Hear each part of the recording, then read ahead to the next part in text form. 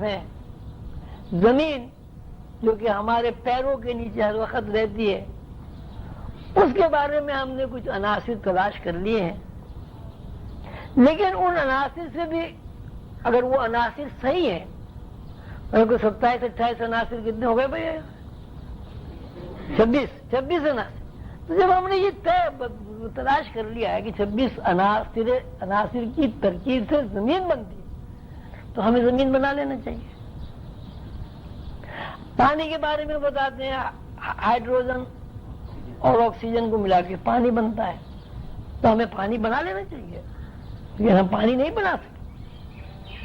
اب وہ کہتے ہیں صاحب مہنگا بہت بنتا ہے. پہلی بات نہیں ہے کہ وہ ہائیڈروجن اور آکسیجن جو ہے، اگر اس پانی کو آپ پئیں، کیا وہ پانی کا وہی وصف ہوتا ہے جو پانی کا ہوتا ہے؟ اس کے بارے میں کہا جاتا ہے نہیں، وہ وصف نہیں ہوتا. اس لیے ہائیڈروجن اور آکسیجن کے علاوہ بھی پانی میں بے شمار منرلز ہوتے ہیں، بے شمار چیزیں ہوتی ہیں. تو شعوری اعتبار سے اگر ہم یہ کہیں کہ یہ چیزیں جو اللہ تعالیٰ نے ہمارے لیے مسخر کی، ہمارے لیے مسخر ہیں، ہم ان کے حاکم ہیں، یہ سب فکشن اور مفروضہ ہے.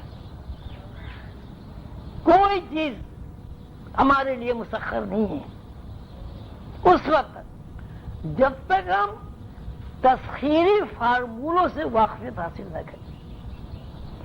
جب تک ہم جو چیزیں ہمارے لیے مسخر کر دی گئی ہیں ان کی جو تخلیقی عوامل ہیں ان سے ہمیں واقفیت حاصل نہ ہو. روحانیت ایک ایسا علم ہے کہ یہ اس بات پر بحث کرتا ہے، یہ بات سامنے لے آتا، مشاہداتی اور تجرباتی طور پر یہ روحانی علم بتا دیتا ہے کہ چاند اگر ہے تو وہ کیا ہے، چاند کی تخلیق میں کیا کیا چیزیں کام کر رہی ہیں، سورج کی تخلیق میں کیا کیا چیزیں کام کر رہی ہیں، کون سے اوصاف ہیں، کون سی صفات ہیں، کون سی روشنیاں ہیں جو ایک جگہ جمع ہو کر ایک ترتیب کے ساتھ چاند کو تخلیق کرتے ہیں. پھر ساتھ ہی روحانیت میں یہ بھی بتایا جاتا ہے کہ انسان کی تخلیق میں کون سی صفات کام کر رہے ہیں. اور جب انسان کو یہ علم ہو جاتا ہے کہ انسان کے اندر جو صفاتی عمل ہو رہا ہے وہ عمل ہر دوسری مخلوق سے زیادہ ہے، ہر دوسری مخلوق سے مستحکم ہے، اور ہر دوسری مخلوق کو ان صفات کا علم حاصل نہیں ہے. وہ جنات ہوں، فرشتے ہوں. جب جنات اور فرشتوں کو علم نہیں ہے تو نباتات جمادات کو ظاہر ہے کوئی اتنا علم نہیں ہوگا. تو روحانیت اس طرف انسان کو لے جاتی ہے کہ اللہ تعالیٰ نے، قادر مطلق ہستی نے یہ جو کائنات بنائی ہے، یہ ساری کائنات جو ہے انسان کے لیے تخلیق ہے. اور نہ صرف یہ کہ انسان کے لیے تخلیق اس لیے کی ہے کہ انسان اسے استعمال کرے، بلکہ اس لیے یہ تخلیق یہ ہے کہ انسان کو اس کے اوپر تصرف کا اختیار ہی دیا گیا ہے. اگر کوئی آدمی یہ علوم سیکھ لیتا ہے روحانی، تو اس کو چاند کے اوپر، سورج کے اوپر، آسمانوں کے اوپر، زمین کے اوپر، زمین کے تمام طبقات کے اوپر تصرف حاصل ہو جاتا ہے. اگر انسان کو کائنات پر تصرف حاصل نہیں ہوتا تو اس کو پھر ہم کسی بھی طرح اشرف المخلوقات نہیں کہہ سکتے. اشرف المخلوقات ہونے کا مطلب یہی ہے کہ دوسری تمام مخلوق میں انسان کو ایک ایسی ممتاز حیثیت حاصل ہے کہ ساری کائنات میں ہر مخلوق کے اوپر آدم کی حاکمیت ہے، اور کائنات میں جو بھی کچھ ہے اللہ کے علاوہ سب آدم کی محکوم ہے. ہماری صورت تو یہ ہے کہ ہم تو مچھر کو بھی نہیں بنا سکتے، مکھی کو بھی نہیں بنا سکتے. مکھی اور مچھر سے تحفظ کے لیے بھی ہمیں بہت کچھ کرنا پڑتا. تو قلندر شعور اسکول یہ بتاتا ہے انسان کو کہ ہم جس دنیا میں رہ رہے ہیں، اگر اس دنیا میں ایک ترتیب ہے، ایک توازن ہے، ایک تواتر ہے، ایک تسلسل ہے، تو اس کا مطلب یہ نہیں ہے کہ وہ چیز انسان کے لیے مسخر ہے. یہ ترتیب، توازن اور تواتر اور تسلسل جو ہے یہ سب کے لیے. مثلا امرود ہر موسم میں امرود لگتا ہے درخت پر، تو انسان کے لیے اس میں تفصیلی کیا بات ہوئی؟ وہ امرود طوطے کے لیے بھی ہے، وہ امرود چڑیا کے لیے بھی ہے، وہ امرود گدھیری کے لیے بھی ہے، وہ امرود بکری کے لیے بھی ہے. اسی صورت سے صبح کو سورج نکلتا ہے، دن طلوع ہونا جس کو آپ کہتے ہیں، اس میں انسان کے لیے کیا خصوصیت ہے؟ سورج سب کے لیے نکلتا ہے. کیا پرندے سورج سے استفادہ نہیں کرتے؟ کیا چوپائے سورج سے استفادہ نہیں کرتے؟ کیا درخت سورج سے استفادہ نہیں کرتے؟ تو اس میں انسان کی کون سی خصوصیت ہوئی کہ اللہ تعالیٰ نے انسان کے لیے سورج اور چاند جو ہے مسخر کر دی ہے؟ یہی صورت حال آسمان کی ہے.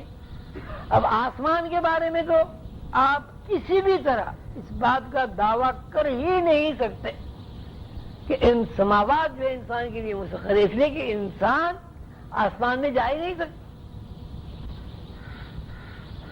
اللہ تعالیٰ نے قرآن پاک میں سورہ رحمان میں فرمایا معاشر جن والانس ان استطعتم ان تنفذوا من اقطار السماوات والارض فانفذوا لا تنفذون الا بسلطان. اے گروہ جنات اور گروہ انسان، اگر تم اس بات کی استطاعت رکھتے ہو، اگر تمہارے اندر یہ سکت ہے کہ تم زمین کے کناروں سے باہر نکل جاؤ اور آسمان کے کنارے سے، آسمان کے کنارے میں اقداری سماوات والارض کہ آسمان کے کناروں سے اور زمین کے کناروں سے باہر نکل جاؤ، تو تم نکل کر دکھاؤ.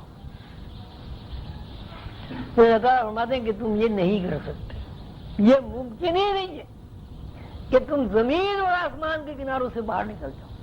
اچھا جب ممکن ہی نہیں ہے کہ زمین آسمان کے کناروں سے آپ باہر نکل جائیں، تو آپ یہ کیسے کہہ سکتے ہیں کہ آپ اشرف المخلوقات ہیں؟ آپ یہ کیسے کہہ سکتے ہیں کہ زمین پہ اور زمین کے بعد آسمان پر اللہ تعالیٰ کے دیے ہوئے اختیارات آپ کو حاصل ہیں؟ فانفذوا لا تنفذون الا بسلطان، کہ تم زمین آسمان کے کناروں سے باہر نہیں نکل سکتے مگر اگر تم وہ روحانی علوم حاصل کر لو جن روحانی علوم کی بنیاد پر تمہارا باپ آدم کو فرشتوں نے سجدہ کر لیا تھا، جن روحانی علوم کی بنیاد پر جنات نے آدم کو سجدہ کر لیا تھا، آدم کو جنات اور فرشتوں نے سجدہ کر لیا، تو اس کا مطلب ہے کہ کائنات میں مکلف اور غیر مکلف مخلوق سب نے آدم کو سجدہ کر لیا. جنات مکلف مخلوق ہے، فرشتے غیر مکلف مخلوق ہے.